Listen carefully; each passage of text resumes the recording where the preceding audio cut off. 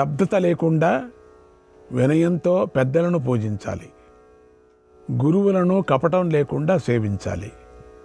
ఆర్భాటం లేకుండా దైవాన్ని ఆరాధించాలి. నిందలేని ధనం కోరుకోవాలి. ప్రేమతో సేవించాలి. సమయం తెలిసి కార్యాచరణానికి పూనుకోవాలి. మృదుత్వం ఉండాలి, కానీ విడిచి పారేయటానికి కాదు. అనుగ్రహిస్తూ ఆక్షేపించరాదు. తెలుసుకోకుండా దండింపరాదు. శత్రువును చంపినా వారి బంధువులను దుఃఖపెట్టరాదు.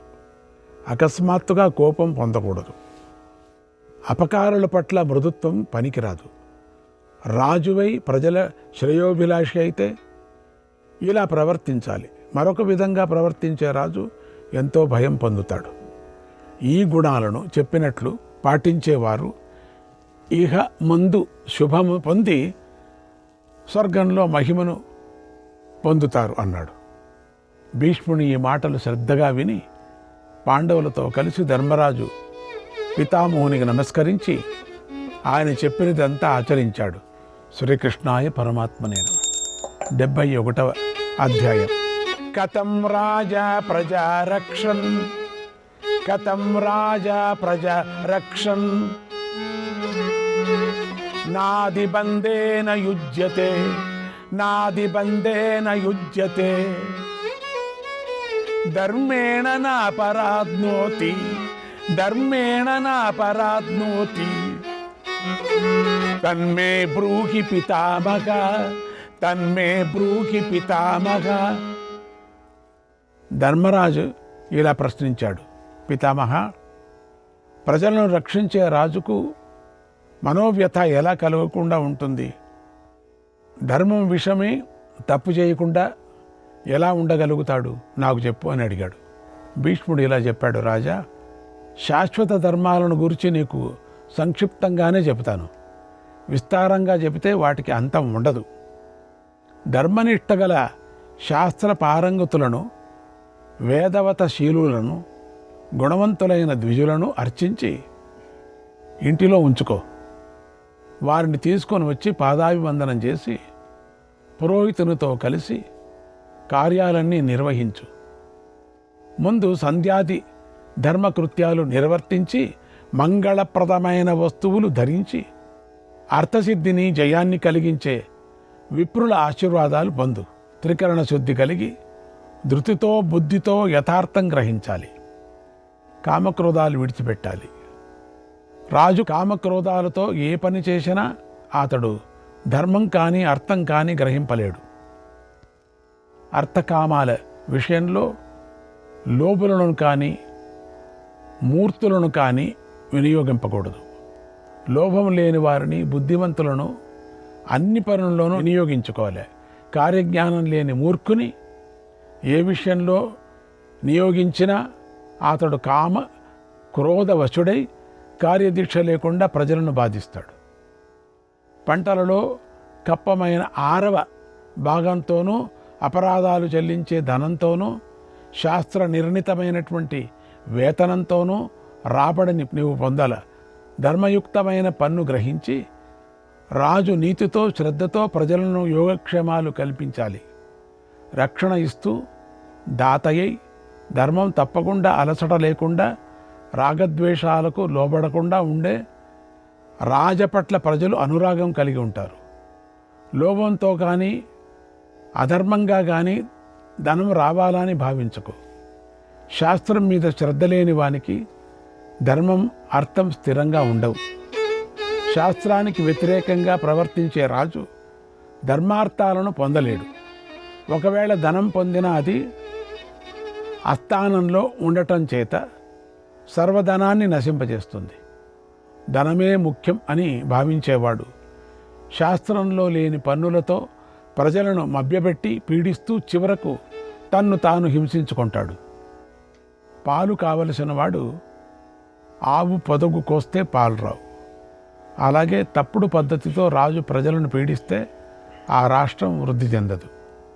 పాలిచ్చే ఆవును నిత్యము సేవించేవాడు పాలు పొందుతాడు. అలాగే ఉపాయంతో రాష్ట్రాన్ని అనుభవించేవాడు ఫలం పొందుతాడు. ధర్మరాజా, ఉపాయంతో రాష్ట్రాన్ని అనుభవిస్తూ చక్కగా రక్షించే రాజు ధనాగారాన్ని నిత్యము వృద్ధి చేసుకుంటాడు.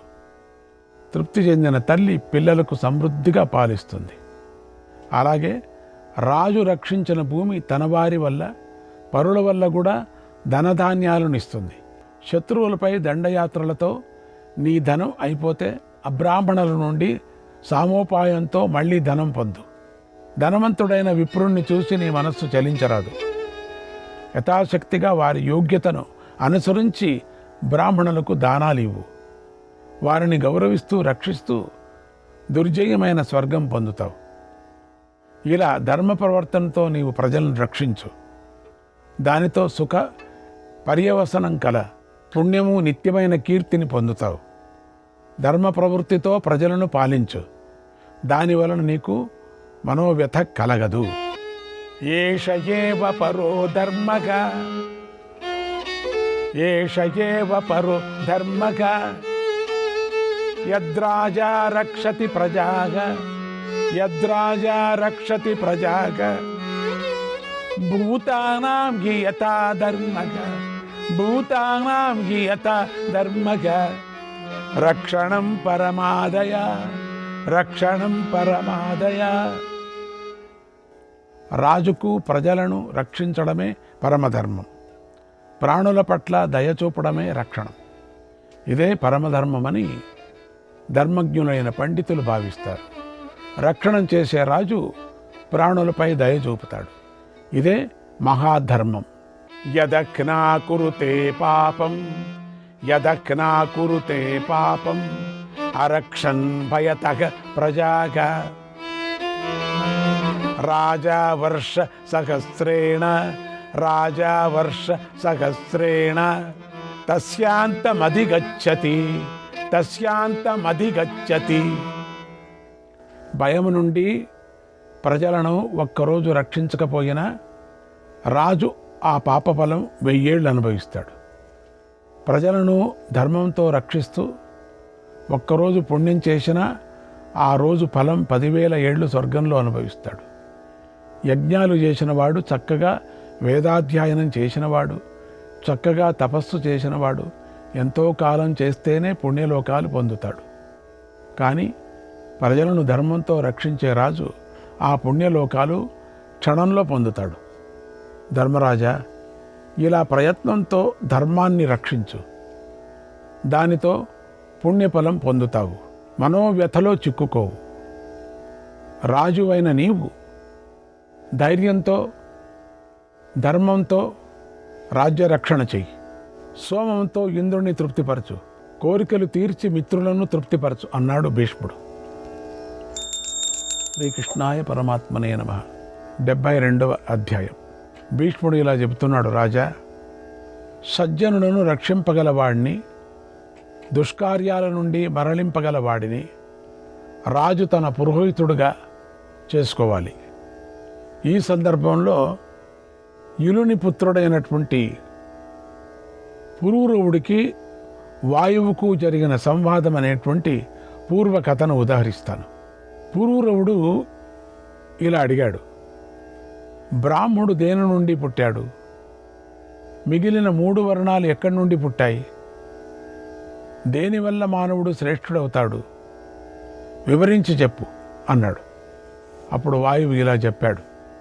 రాజా, బ్రహ్మముఖం నుండి బ్రాహ్మణుడు, బాహువుల నుండి క్షత్రియుడు, తొడల నుండి వైశ్యుడు పుట్టాడు. 4వ వర్ణమైనటువంటి శూద్రుడు పాదాల నుండి పుట్టాడు. బ్రాహ్మణుడు పుడుతూనే భూమి మీద ధర్మకోశాన్ని రక్షించడం కోసం సర్వ ప్రాణులకు ఈశ్వరుడుగా నిలిచాడు. తర్వాత బ్రహ్మ పృథివిని శాసించటానికి దండధారణంతో సమర్థమైన 2వ వర్ణుడైనటువంటి క్షత్రియుని ప్రజా సంరక్షణ కోసం వినియోగించాడు. వైశ్యుడు ధనధాన్యాలతో 3 వర్ణాలను పోషించాలని, శూద్రుడు ఈ 3 వర్ణాలకు పరిచర్య చేయాలని బ్రహ్మ ఆదేశించాడు. అప్పుడు ఐలుడు ఇలా అడిగాడు, వాయుదేవ, ధనధాన్య సహితమైనటువంటి ఈ భూమి ధర్మాన్ని బట్టి ఎవరిది? బ్రాహ్మణునిదా, క్షత్రియునిదా అని అన్నాడు. వాయువు ఇలా సమాధానం చెప్పాడు, విప్రుడు జ్యేష్ఠుడుగా పుట్టినందువల్ల జగత్తునందున్న సర్వము విప్రుడిదే అని ధర్మ నిపుణులు తెలుసుకున్నారు. బ్రాహ్మణుడు తనంత తాను భుజిస్తాడు, నివసిస్తాడు, ఇస్తాడు. స్వర్గం పరమమైనటువంటి స్థానం కదా. స్వధర్మ పాలన ఫలంగా స్వర్గాన్ని భావిస్తే ఈ గెలిచిన భూమినంతటినీ ఇవ్వు. ఆ తీసుకున్నవాడు విద్యాశీలలు కలిగి, అంటే ధర్మజ్ఞుడైన తపస్వి అయి ఉండాలి. స్వధర్మంతో తృప్తిపడిన వాడై ధనాశ లేనివాడు కావాలి. అట్టి విప్రునకు దానం చేయి. పరిపూర్ణ బుద్ధితో రాజును నడపగలవాడు, సద్వంశంలో పుట్టిన బ్రాహ్మణుడై చక్కని ప్రజ్ఞగల వినయపరుడై చిత్రమైన వాక్కులు పలుకుతూ రాజును సన్మార్గంలో నడిపిస్తాడు. ఆ బ్రాహ్మణుడు నిర్దేశించిన ధర్మమే రాజు ఆచరణలో పెడతాడు. ధర్మాలను శ్రద్ధగా వినాలనుకునేవాడు, అహంకార వాక్యాలు పలకనివాడు, క్షత్రియ ధర్మం మీద నిష్టగలవాడైన రాజు బ్రాహ్మణుడు చెప్పిన ధర్మాన్ని ఆచరిస్తే గౌరవం పొంది కీర్తి పొందుతాడు. ఆ రాజు ఆచరించే ధర్మంలో పురోహితునికి భాగం ఉంటుంది. ఇలా ప్రజలందరూ రాజాశ్రయంలో సత్ప్రవర్తనతో తమ తమ ధర్మాల యందు నిష్ట కలిగి ఉంటే ఎన్నడూ వారికి భయం కలగదు. ఇలా రాజరక్షణలో ఉన్నటువంటి రాష్ట్ర ప్రజలు ఆచరించే ధర్మంలో 4వ భాగం రాజు పొందుతాడు. దేవా మనుష్యాక పితరః దేవా మనుష్యాక పితరగ గంధర్వోరగ రాక్షసాగ గంధర్వోరగ రాక్షసాగ యజ్ఞమేవోపజీవంతి యజ్ఞమేవోపజీవంతి నాస్తి చేష్టమరాజకే. దేవతలు, మానవులు, పితరులు, గంధర్వులు, ఉరగలు, రాక్షసులు వీరందరూ యజ్ఞాన్ని ఆధారం చేసుకొని బతుకుతున్నారు. ఆ యజ్ఞం రాజులేని దేశంలో ఉండదు. ఇహలోకంలో వారు ఇచ్చిన దానితోనే దేవతలు, పితృదేవతలు బ్రతుకుతున్నారు. ఈ ధర్మం యొక్క యోగక్షేమాలు రాజు మీదే ఆధారపడి ఉన్నాయి. వేసవిలో వేడిగా ఉన్నప్పుడు నీళ్లలోనూ చల్లని గాలిలోనూ సుఖం పొందుతాడు. శీతాకాలంలో చలిగా ఉన్నప్పుడు అగ్ని వలన, దుప్పటి వలన, సూర్యుని వలన సుఖం పొందుతాడు. శబ్దం, స్పర్శ, రూపం, రసం, గంధం అనే వాటితో మనస్సు సుఖపడుతుంది. ఈ భోగాలన్నీ ఉన్న భయపడిన వాడు సుఖం పొందలేడు. వానికి అభయం ఇచ్చేవాడిదే గొప్ప ఫలం. నహి ప్రాణ సమం దానం నహి ప్రాణ సమం దానం త్రిషు లోకేషు విద్యతే త్రిషు లోకేషు విద్యతే. ప్రాణదానంతో సమానమైన దానం 3 లోకాల్లోనూ లేదు. అలా అభయమిచ్చే రాజే ఇంద్రుడు, ఆ రాజే యముడు, ఆ రాజే ధర్మం. రాజే ఇన్ని రూపాలు ధరిస్తున్నాడు, అందుచేత రాజే ఇదంతా ధరిస్తున్నాడు అన్నాడు భీష్ముడు. శ్రీకృష్ణాయ పరమాత్మనే నమః. 73వ అధ్యాయం. భీష్ముడు ఇలా చెబుతున్నాడు. ధర్మార్థాల గతి చాలా లోతైనదని తెలిసి రాజు విద్వాంసుడై బహువిద్యలు నేర్చిన వాడిని పురోహితునిగా చేసుకోవాలి. రాజపురోహితుడు ధర్మబుద్ధి కలిగి మంత్రవేత్త కావాలి. రాజుకు కూడా అటువంటి గుణాలే ఉంటే అతని ప్రజలకు అన్ని విధాలా క్షేమం కలుగుతుంది. వారికి అర్థము, కామము, ధర్మము నిశ్చయంగా సిద్ధిస్తాయి. ఈ విషయంలో శుక్రుడు చెప్పిన శ్లోకాలు విను. పురోహితుడైన రాజు అపవిత్రుడు, విడవదగిన వాడవుతాడు. రక్షస వసురాణాంచ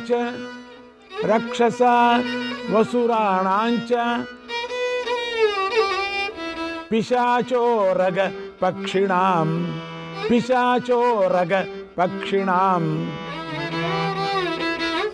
శత్రూణాంచ భవే ద్వద్యః